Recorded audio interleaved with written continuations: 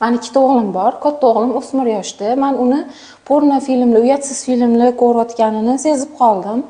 Mani turmush o'rtog'im o'tib ketganlar 3 yil oldin. Men qanaqa qilib bolamni bu yo'ldan qaytarsam bo'ladi? Ona sifatida u bilan bu temada gaplashsam bo'ladimi? Kim yordam beradi menga?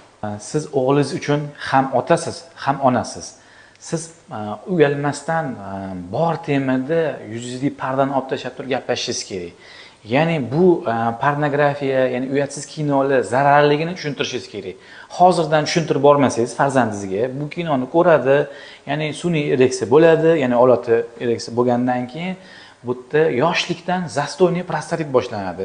Agar tomog'ida infeksiya bo'lsa, qanaqadir karieslari bo'lsa, o'sha infeksiya tomog'idan o'tib, limfa tugulari orqali prostata beziga yetib boradi va o'sha joyi zararlidir.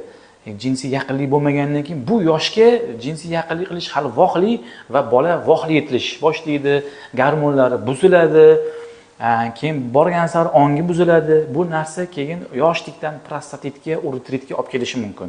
Shuning uchun mana shu temada agar to'liq gaplasha olsangiz va sekin ohistalik bilan tushuntira olsangiz tushuntiring.